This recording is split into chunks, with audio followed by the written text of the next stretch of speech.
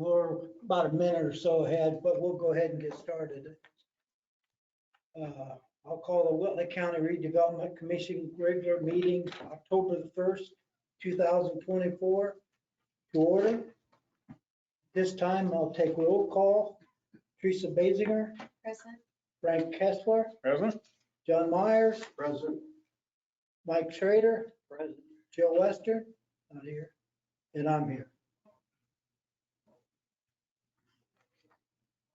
Okay. Niedermeyer status. So we closed on the property, you all know that, right? So yay, we're proud owner of 120 some acres. Brent and I and Kim went out to the property last week. And so we investigated what's there, basically what did we buy. I emailed you all some photos, so if you had a chance to look at those, you kind of understand what it is. Everything is a lot older than what I anticipated. It's definitely old, pin-connected barns. The house itself is a lot older. I don't think it's log cabin sort of old, but it definitely is older than expected. There's still a lot of personal property left in the house, between appliances, furniture, other stuff. It's all in there. So I'm just kind of jumping all over this list of things here. First topic I think that we need to figure out is property maintenance. We probably need to have somebody out there mowing, for example. That's the biggest thing, just so it looks like it's occupied.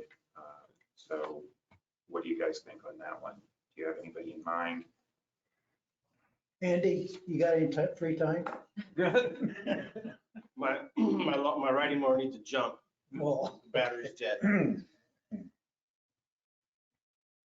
His rates are probably cheaper than some of the landscaper rates too.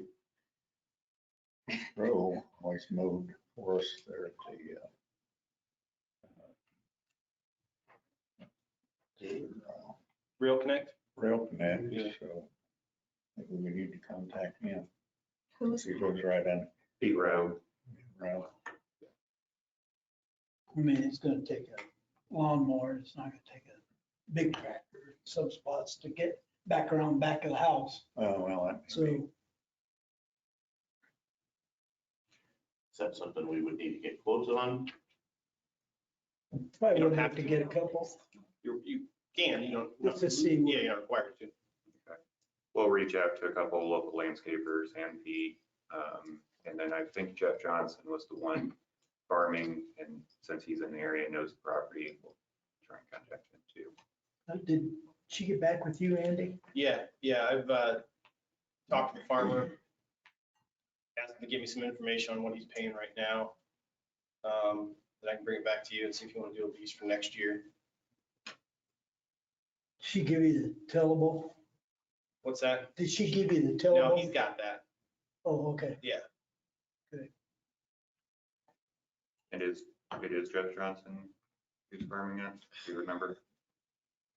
Forget I his- thought it was, but That doesn't sound right to me. I don't think that was Maybe. it. I'll find out. I have it. Doesn't, I mean, crops are still in right now, so we don't need to know for a little while. Personal property disposal. There's so many different ways that we can deal with that.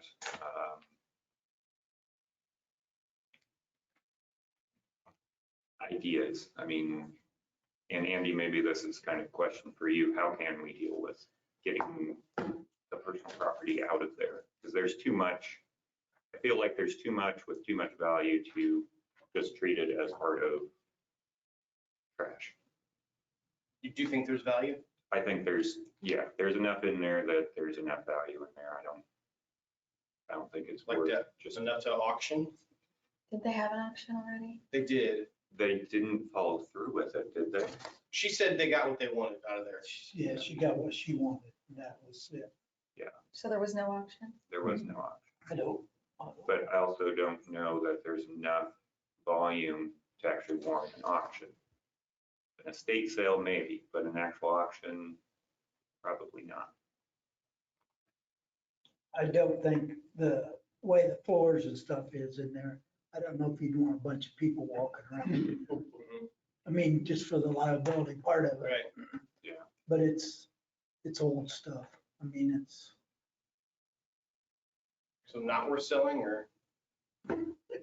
Everybody's. Yeah. I don't, you know, Uh, maybe there's some antiques in there, but nothing, I don't think there's anything in there that's gonna bring big dollars. So now that we own it, there's a couple ways to do it. There's we have to follow a statutory process now. One, there is a statutory process to do an auction. And there's another process to sell personal property, which means posting it in the paper for sale and doing that. So we can do either one of those things. I know there's companies that'll come in and just buy it all for really cheap and then remove it all. But we wouldn't get much. But then that way we wouldn't have a ton of people walking around either, because I would hate for someone to get hurt. Is that up to us to get that stuff out of there, Andy? Yeah. The commission, get it out of there? Well, it's all ours now. I mean, you could demolish it with the buildings, which I think was the plan, the building at least. But if there's value and some things to get out of there, then whatever you want to do with it. I know she wants the door. She called me on that door. She changed your mind. Yeah, I haven't got it out there. Okay. Yeah, the kitchen appliances by themselves are in decent working condition, so right there, you have maybe a couple $100. So just to get those out by themselves, they're relatively new. So there's also a couple that are pretty old, but don't know their condition. We'll look into what else we can do. We talked about, Kim, you had the idea of having maybe somebody from Schrader's or another company come out and do a kind of sketch appraisal to see what they think, somebody who has general appraisal knowledge. Maybe that's the thing to do, is get somebody out there to see if it's worth going through the process to sell it off. Okay. We'll look into that then. That would be the next one. So all buildings, the barn itself, definitely, the big barn, the bank barn definitely has a lot of salvageable lumber in it, as we kind of talked about, but there's still old growth trees in it. Trees with still, some of the beams still have bark on them, for example, hand hewn. So it is definitely valuable. It may even be the point that someone wants to buy the whole thing, dismantle it and relocate it, not just buy it for its timber. So again, we'll look more into salvagers for those.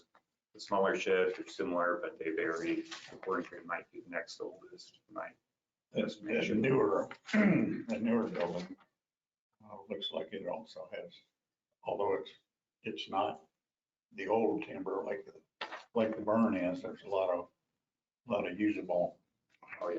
worth wood in there. Yeah, definitely. It's, Probably a salvageable. yeah, it's saw cut instead of hand hewn. It's still definitely old. And the house itself, the parts that you can see, because as Kim alluded to, there's areas without flooring and areas without ceiling and so on. In some of the rooms, you can still see that it's old timber as well. So it too may be worth dismantling to someone. So, which was a bit surprising. I thought it was more than that. Do you think all that's worth less than $50,000? The barn is a big question. We tore our old bank barn down and we had a company out of Nevada come in. It paid for the burying and the destruction of the barn and everything. So it's got some value because they make a lot of beams for these new houses out of those. It's got some pretty good value to it. I'm just asking because the statute is kind of a gray area. Let's call it personal property since we're separating it from the real property. Okay. Okay with that? As long as it's less than $50,000 estimated to be, we can do whatever we want to do. If it's over 50, we have to go through the process. And that's advertise it. No, I think it's between 50 and 150. We just have to get a few quotes. Okay. I can send it to you, but if we think it's less than 50, we can just whatever you think is best. Well, they would be paying us. Oh. So it's definitely less than 50. Yeah. Okay. Yeah, that's what I'm estimating is that our closing costs for buying it will be covered by whatever we get out of dismantling it. So we're selling personal property, right? I mean, they're That's, paying us. that's what I'm expecting. Okay. And then any final cleanup removal would, again, as Mike said, be covered by whatever we get. Okay. I'll email you the process we have to follow. Okay, thank you. So that all sounds good to everybody. We'll do some more research for y'all. You might be able to get a hold of Bayman. He might be able to walk through there and give you, Okay, if he needs somebody sometime, or if he wants to go out there, you guys can't. I could make arrangements to meet him out there. okay. He might be a good choice. That might be a good resource, somebody that would be interested in Right. taking that personal property too. Yeah, exactly. And you're gonna take care of the sheep, right? Anybody need some wool? Well aged, I bet.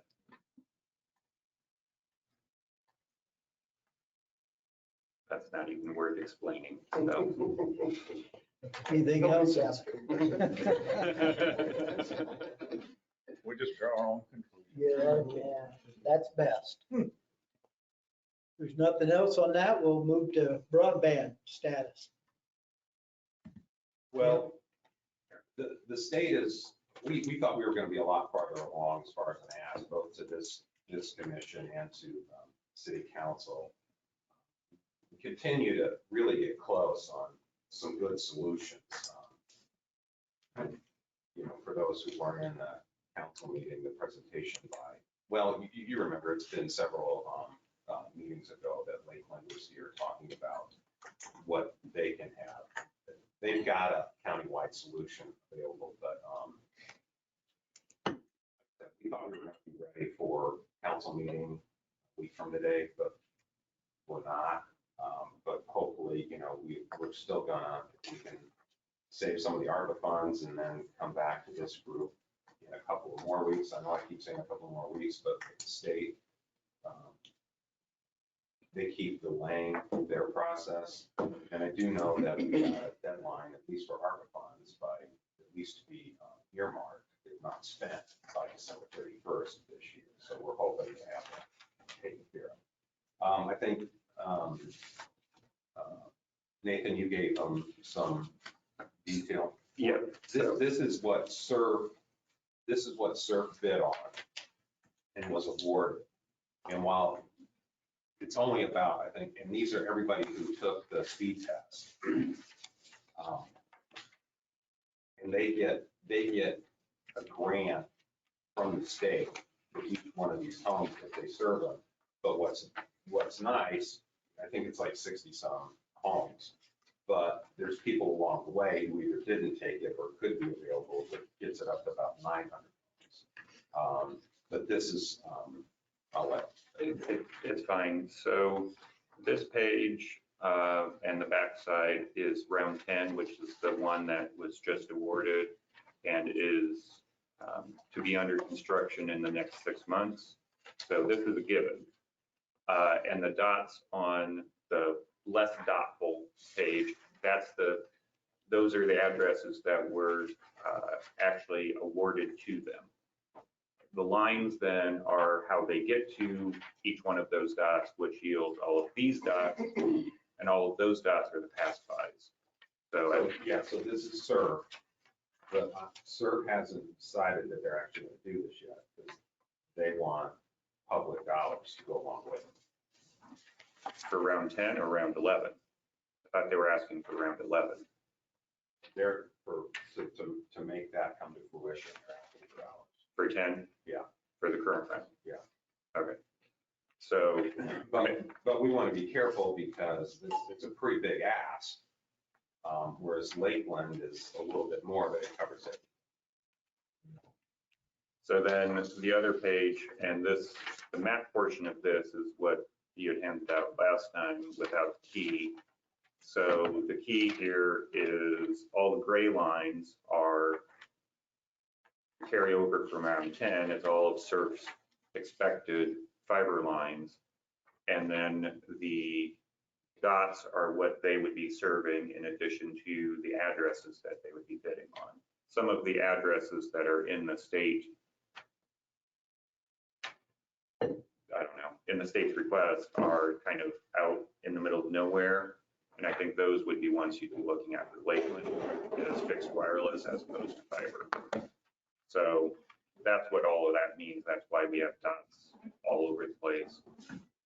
Importantly, in the round 11 request, sir, you sent me the Excel list of addresses for round 11. Oh. It's okay. So in round 11, there are roughly 900 and some addresses that they're looking to serve. I went in and just selected the ones that are in the sections that the union TIF is in, and there are about 50 to 60 addresses that they're looking at serving with round 11 that are in those sections, so in and near the TIF district. Importantly, and you can kind of see it here, that includes Rail Connect, that includes a lot of industry along 600 East. So round 11 definitely will have direct impact on the TIF district. Previously, they've served other parts along through the TIF. Let's see here, along Lincoln Way, for example, in round 10, or again, planned to be in round 10. And I think Lincoln Point was another one they were just going to serve on their own. So that's not even part of this overall funding. So they're actually are serving the TIF district directly, which John, you've made that question before, how do we regulate this? So with round 11, about 50 or 60 addresses, very close to in or near the TIF district, including some that are definitely industrial.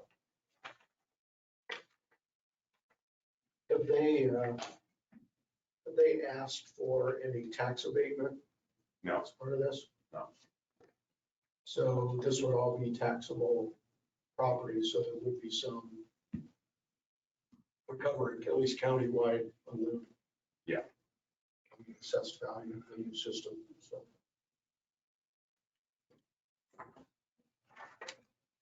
And is the personal property broken out for the TIF district, or is that something that they would have to take the processes to break out for the TIF? Andy, do you know? Goes to, you mean to collect TIF from the personal property? Yeah, the portion that's in the TIF. We'd have to make them a designated taxpayer, which they are not currently. Okay. So otherwise, it's just goes to the county Yeah. general. Correct.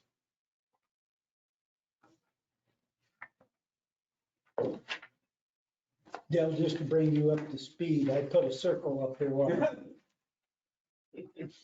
Thank you. I'll get with you on that. Yes. I did look at Larwill. Nothing in round 11 is really within the TIF districts in Larwill. Comes close. But as you can see, the lines do go through Larwill. So some of that TIF district is also planned to be served by fiber.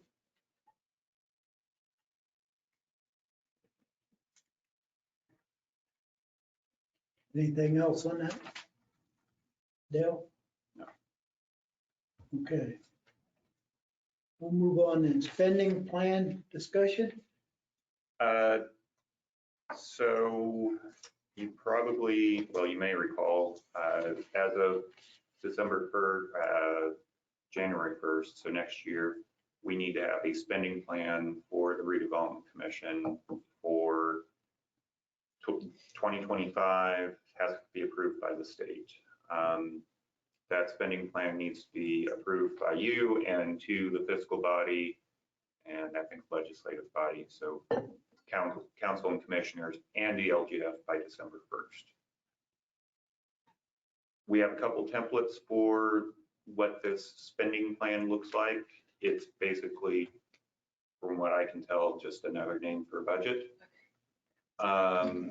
They just didn't want to call it a budget because budget in the state statute is a different process. So Tiffany and I will kind of plug and chug what we've already done. We're good children because we've already been budgeting. Now, some of the line items that they're calling for in the templates don't quite line up with what we use. So they kind of break it out differently. So we'll kind of take what we've already put in and put it into a template and bring it to you guys. Did I just send you that one that Baker Tilly did for Huntington? No, but I think we got Baker Tilly's template. You did? So, Yeah. Okay. We asked them what it would cost and then I was like, oh, just kidding, we'll go ahead and do it. They're like, well, here's our template. Okay. Yeah.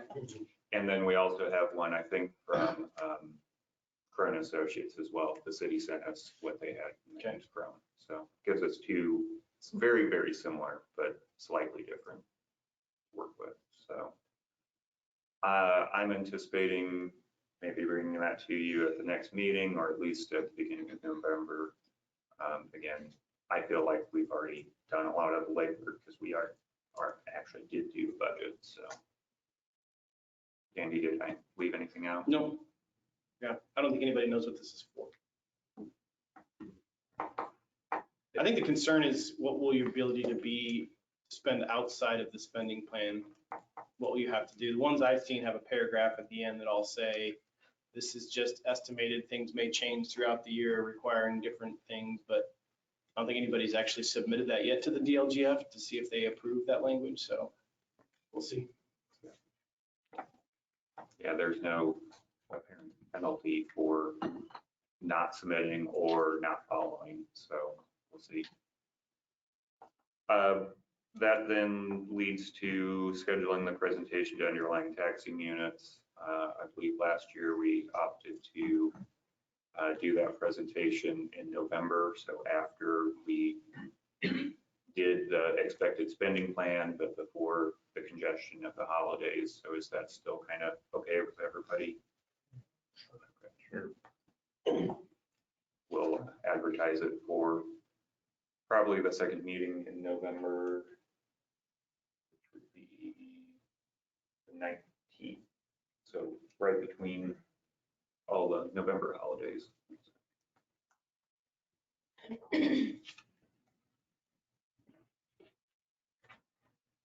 The 2025 meeting schedule, did I email that out? I haven't seen I that. didn't see it. Okay, I'll email that out for next meeting then. So we don't have any meetings in 2025 that get bumped around any more than usual, but I'll just make sure that I email it out for the next one. So being that, what's our next meeting date? The next regular meeting date would be October 15th, because we've got county council on the 8th.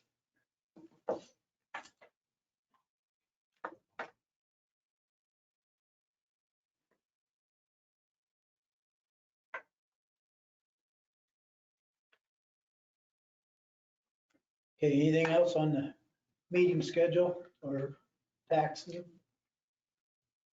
Okay, we'll move on. Project update as needed. Project Freedom. And Did you have? 600 East. I haven't looked at 600 East now. Well, the connector. Connector. Okay, no, so no update on that. Okay. 100 South paving. That one I did have the chance to go out and collect the rest of the GPS points I needed to start the road design. The conversation I wanted to bring up this time was I've started talking with commissioners about purchasing road design software. I looked at a couple of options. The best one seems to be Autodesk Civil 3D. It's roughly $2,800 a year. And so the arguments at play here are this project has kind of spurned the need for the software. But at the same time, I will start using it in my everyday work instead of using the free CAD software that I have. And so I guess the options are, maybe because of this project, Redevelopment Commission pays for the first year, and then we look at the future spending, whether that's my budget or something else. We do a cost share now between my budget and the redevelopment commission, or my office budget just pays for the whole subscription this year.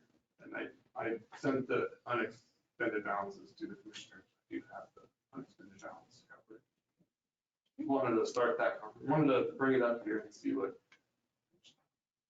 What's the commission like to do on that? How do you feel? I think it definitely makes sense for us to pay for it for the first year, and then if we have more projects for next year, we can evaluate that then. I think that's a fair statement. We're saving time, it probably pays for itself on this Yeah. project. Do we need a motion on that? Yes, we would, if you're gonna do that, we need to vote on it. Okay, do I have a motion to pay for the first year? I'll move that we pay for the first year of the subscription for the Autodesk civil engineering software. Okay, well, first is a second. First and second. Any further discussion?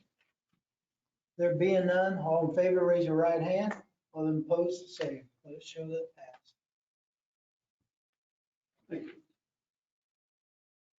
Related to, did you have more, Brad? No, I guess other than I speak at the survey at the end of September, and I said I would do it by the end of September, so I'm still on schedule. Related to 100 South, not paving directly, but we have a upcoming meeting with REMC, who bought the property on the north side of 100 South at US 30. So that triangle that used to be a gravel pit, partially floodplain and so on. So we're going to be discussing what their plans are and more importantly, what their timing is. And so I've invited Brad to be involved with that too, because some of what might be going on with paving next year, again, timing of what they're planning on doing might all need to be coordinated. So that meeting with RMC is coming up next week. So I'll let you know more of what that outcome is once we have that discussion. Schrader? Anything? There still is a potential for a project there, and again, just why that's on here as part of that isn't a tip, and they may want a little help on that project. It'd be some really decent new assessed value, but they might need a new route getting across the tracks and getting over to the 30 that they might want our assistance on. So that's update there, but it's still very preliminary if the project will even happen. Okay. Rogers? John would like to come in a couple of meetings. He actually has a couple of people, some leads on that. And two separate leads that they're starting to negotiate potential long-term leases. So Good. might be done with our monthly payments before too long. Good. Brad, back up to 100 South. When's that paving supposed to be done, or is that fixing that road up We're aiming for next summer. next summer? Okay. Just double check over. Larwill, I'm assuming TIF district, the next one on the list. Yeah, that's just a general, if anything's there, anything happening. No. I guess one other thing on Niedermeyer, since Cammie's here as well, she's been running interference on getting insurance to cover that and making sure that it's all squared away. So depending on how those costs may run, we may have the redevelopment commission to pay a portion of the overall liability and insurance as well. So heads up on that.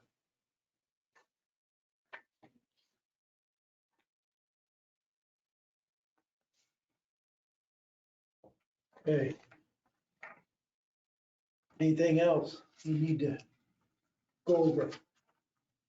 No, I do have a call here this morning with a site selector who's kind of interested in the Niedermeyer property for something, but I'm not sure that, I think he might want more land than that. So, but it's already gaining a little bit of interest. And we are planning on getting a rezoning started for that property to industrial, but right now, it's not got to get it done immediately, I don't think. Yeah, and the project today, it's light industrial, so it's, it's not heavy or anything like that. Anything else in the miscellaneous matters? Okay, we'll move on to claims. We have one.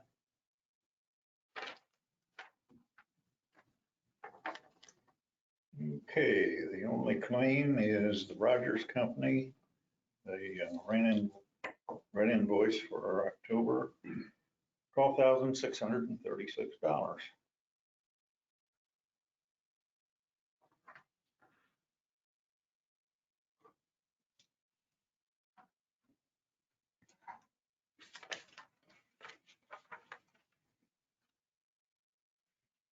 Make a motion that we pay this claim. Okay, I have a motion on the floor. Is there a second? Second, First and second. Any further discussion on the claim? If not, all in favor, raise your right hand. All them opposed, the same. Let it show that passed.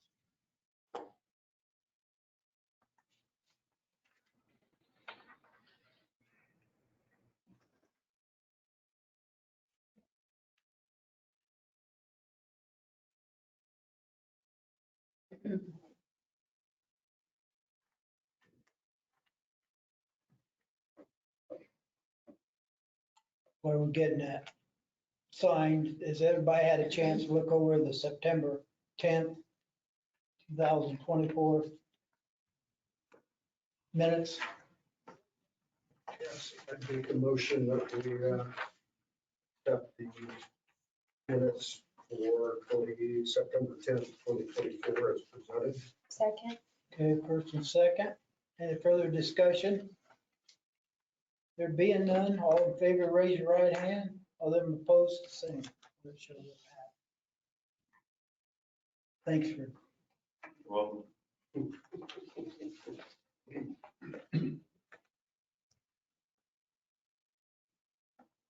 Okay. Anybody got anything else in the audience? Anybody have anything? Ladies? None? Brad? Dale? Andy? You come in from Warsaw for what? Fort Wayne. Okay. I don't have a house, I was in office. Oh. It's 8 o'clock in the morning, I didn't sleep there. Mike? No. John? No. Teresa? Nothing. Frank?